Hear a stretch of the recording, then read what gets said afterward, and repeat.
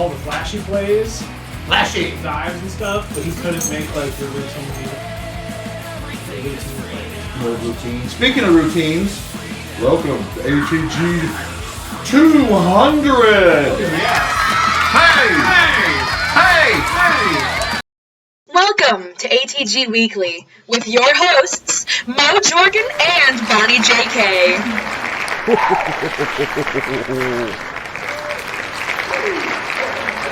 And now, the reveal of your ATG boyfriend, featuring 2024 tops. Congratulations to Alex Kuriloff. Oh, congratulations, Alex. You win a date with Dutch Chattahoochee. We are here for you. Fuck them guys. Them.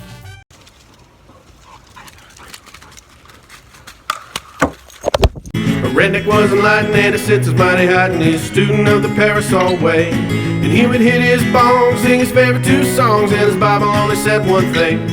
It said nostalgia is the enemy of everything, so I'ma take a hammer to the memory bank. It said nostalgia is the enemy of everything, so I'ma take a hatchet to the old world's face. Do-do-do. Boys, congrats on 1990. Here over the past few years, as I'm sure you know, minor league teams have decided to go completely off the rails with these comical alter egos.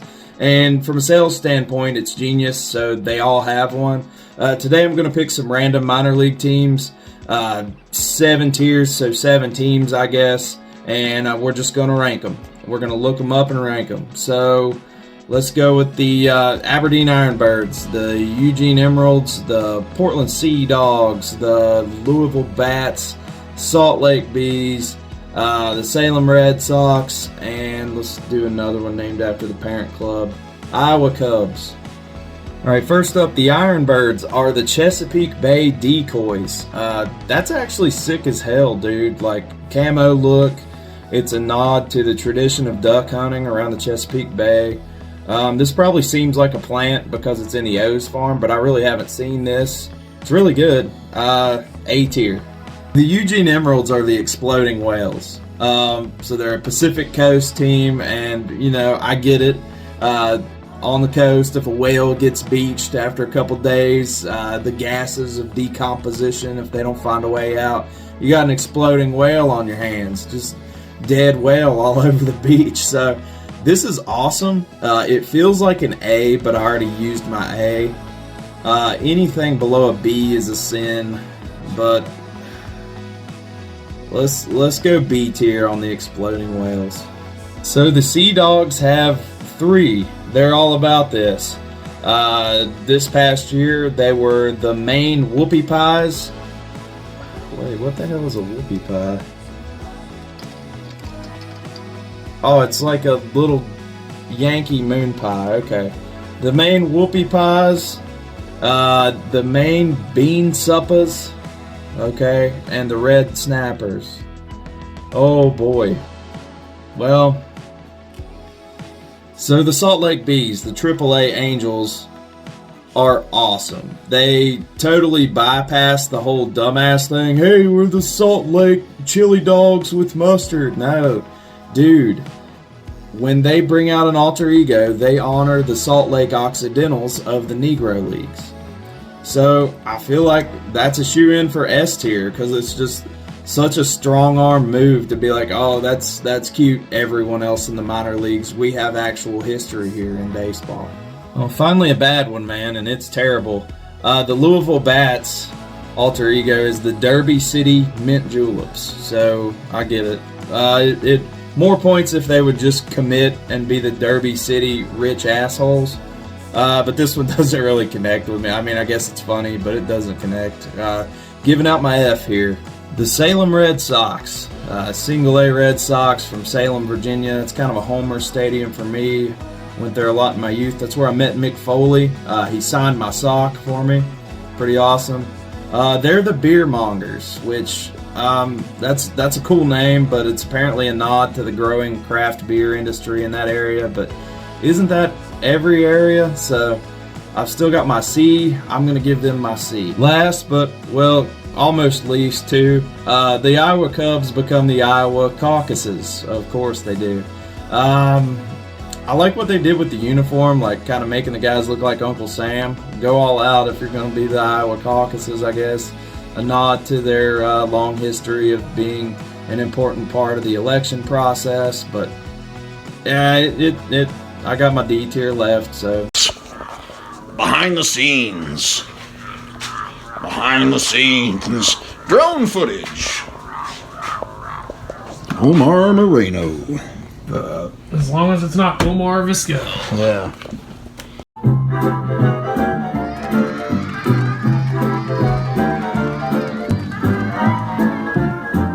Welcome to the ATG Kitchen. America's Catcher, America's Catcher, America's Catcher. All right, welcome to COVID Kitchen. So, locked down here at the house, figured I'd take a break from making stadiums for 1915 to do a quick run through some of my most recent pickups. So, kick it off here with a 1950 Bowman early win. You can see it's got a little bit of a black mark up at the top, but otherwise a really, really sharp card for, being a touch over 70 years old. Next up, 55 Gil McDougald auto. Pretty neat there. Gil McDougald, Rookie of the Year, 1951 for the American League. My first 1952 tops, Sir Gil Hodges. Love guys named Gil. Nice Catholic boy from Brooklyn. My most recent Mantle pickups, got these two guys here. So I've got the 59 and the 64 Giant. And then the newest project I'm working on. So some of you may know I have a 500 home run club collection. Got a picture right there. And starting a new one where I'm going to be doing the award winners from each year going all the way back to 1952. So American League and National League MVP, Cy Young, and Rookie of the Year, even though they didn't have Cy Young in 52. Started in the late 60s, or late 50s, I'm sorry. But as an example, 1953 American League MVP, very, very underrated, Al Rosen. Year of the pitcher, 1968, Bob Gibson, Denny McLain. They both won the MVP and the Cy Young that year. Pretty cool.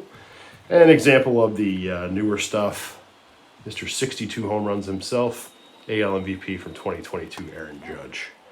So that's all I've got for the kitchen. Thanks, guys. No betting. Yo, here to save the day and steal the game.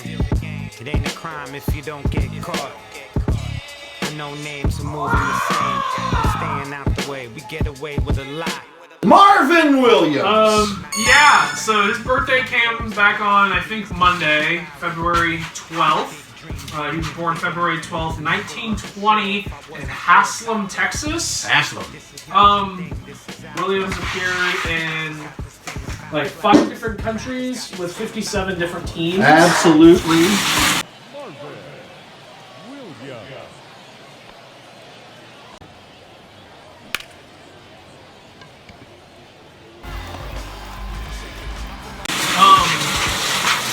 Here's your new co-host, Dobie the dog. There you go, Dobie. This guy is a second baseman. April 16th, 1945, after fierce lobbying by the Pittsburgh Courier, columnist Wendell Smith, the Boston Red Sox held a tryout at Fenway for 3 African-American players. Alongside Marvin Williams, who at the time was 25, future MLB players Jackie Robinson and Sam Jethro were also invited. Big fan of the Sam Jethro. Family friends. The trio took infield practice and hit against Red Sox pitchers, but not one player was signed. Manager Joe Cronin told them they could play, but he was skeptical that any owner would put a black player on his team. The quote says, "If one African American is signed and don't make it, don't hurt the rest of them," Williams recalled Cronin telling them that day. There has been speculation that the tryout was a sham because the team's best players were heading out on a road trip and were not around to participate or provide input. This is supported by the fact that the Red Sox were the last major league team to integrate, which took them until almost 1960. Pumpsy Green. Ted Williams, if he would have been there, he would have been like, oh, fucking sign him!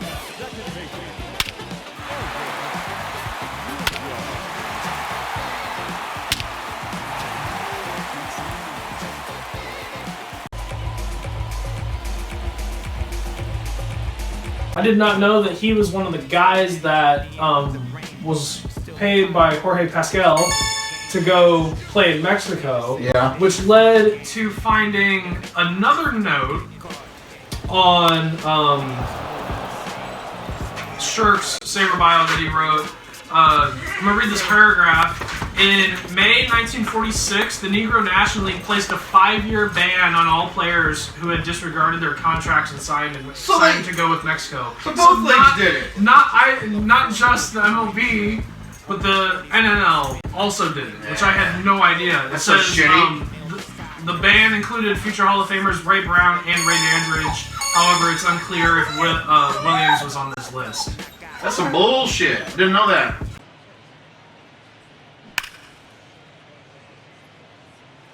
About 7,000 at-bats. Dorowski has 2,187 hits, 389 doubles, 332 homers, and a 322 batting average. Yeah, batting title in the 59-60 Veracruz Winter League. He's got a batting title and MVP in the 55-56 Mexican Pacific Coast League. Yeah. Another batting title in 54 with the Western International League. MVP, batting title, Triple Crown in 52 in the Arizona-Texas League. A bunch of All-Star appearances. I'm sure he's got some other awards in there that haven't been found. But yeah. There Marvin you have Williams appears on 1955. He is with the Seattle Rainiers of the Pacific Coast League. And when post-war II comes back around, he will be on the free agent list. Because he was in Venezuela. Which in that season, he hit 339. And then there's also a 46-47 season listed on here where he hit 344 in Venezuela. Absolutely raking. Marvin Williams, there you have it. ATG 200. You got anything else for him, Mo? Not really.